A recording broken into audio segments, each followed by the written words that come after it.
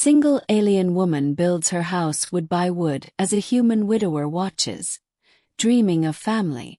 The settlement was quiet at dawn, the kind of silence that pressed against the ears.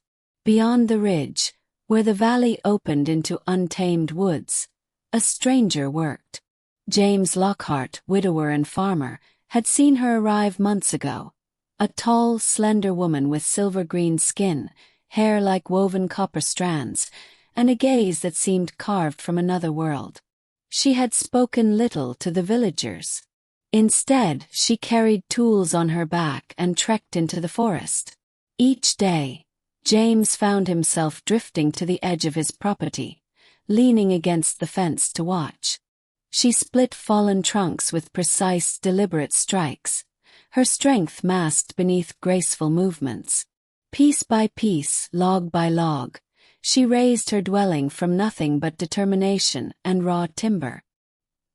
He told himself he only watched because she was unusual.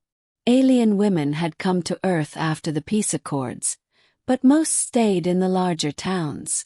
Few settled in rural valleys. But deep inside, James knew why his eyes lingered. Her solitude mirrored his own. The beginning of a house.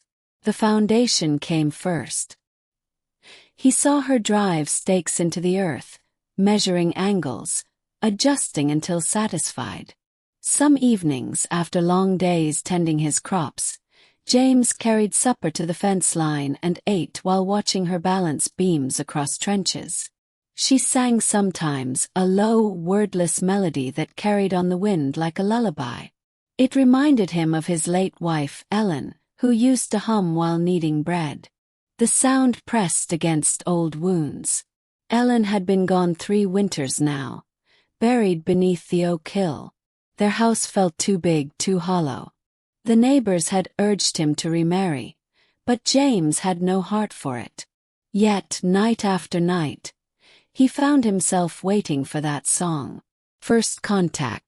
One evening, as she struggled to hoist a heavy beam, instinct overcame hesitation. James crossed the field and called out, "Need a hand?" She froze, sharp-eyed, defensive. Then slowly she nodded.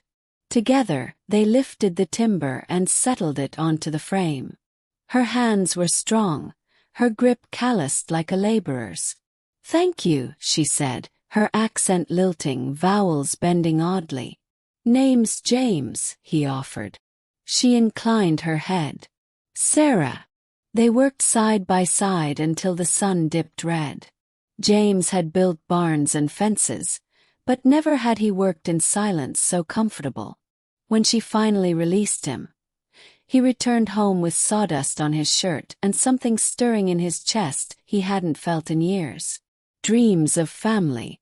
Days blurred into weeks. The walls of Sarah's house climbed higher, every plank placed with care. James found excuses to visit, bringing nails, offering spare tools, sharing bread or coffee. She accepted without fuss, sometimes smiling faintly, sometimes offering strange fruits from her homeworld. One night, James dreamed of his farmhouse alive again. Laughter in the halls, small feet running across creaking floors, Ellen's face replaced by a softer, otherworldly one. A family reborn from the ashes of grief. The dream rattled him. It was foolish, he told himself. She was alien, strange, a mystery. Yet his heart ached with the thought that perhaps loneliness wasn't his only future. The middle, struggles. Not all went smoothly. A storm swept through the valley, snapping branches and flooding the lowlands. James rushed to her site, finding the half-built roof collapsed under the weight of rain. She stood in the mud, shoulders slumped, copper hair plastered to her cheeks. Without words, he joined her, dragging wood from the wreckage. Together they worked until their hands bled. She did not cry, but her silence carried grief he understood. That night, she sat with him beneath the eaves of his barn, wrapped in a blanket he offered. She stared at the ground, then whispered, "On my world we build houses with many hands. I build alone here because I have none. James swallowed hard. I know that feeling. Their eyes met, grief reflecting grief, and something unspoken passed between them, raising the roof. When the sun returned, James brought more than himself. He rallied a few neighbors, convincing them to help. At first, the villagers were wary, an alien stranger with strange eyes. But as the work began, mistrust faded. With many hands, the roof rose again, stronger than before. Sarah's face softened as she watched the beams lock into place. She said little, but when she turned to James, her gaze held gratitude deeper than words. The family dream. The house neared completion. Windows framed the horizon, a hearthstone rested at the center, and the door hung on sturdy hinges. James visited one evening as she carved strange symbols into the doorway. "What do they mean?" he asked. She glanced at him, hesitated, then said, "It means welcome to family. In my tongue, a house is not a house unless hearts beat inside together." Her words pierced him. He imagined stepping through that doorway, not as a guest but as something more. He imagined laughter again and maybe, just maybe, a child, human or alien, running barefoot across wooden floors. But fear bound his tongue. The ending, a new beginning. On the final day, when the last plank slid into place, Sarah stood back to admire her work. James stood beside her, silent. The house gleamed golden in the sunset, sturdy and proud. She turned to him. "I built this with my hands," she said softly. "But it was your presence that made it stand." James felt his heart hammering. Ellen used to say a house is only alive if you fill it with love. I thought I'd lost that chance. Sarah studied him, eyes unreadable. Then she reached out, her alien fingers brushing his rough hand. "Perhaps the chance is not gone. Perhaps it waits." The touch was small, simple, but it burned through his chest like fire. For the first time in years, James allowed himself to smile without sorrow. The valley no longer seemed empty. The farmhouse no longer echoed with ghosts. And as the stars rose, he realized he was no longer only watching an alien woman build a home.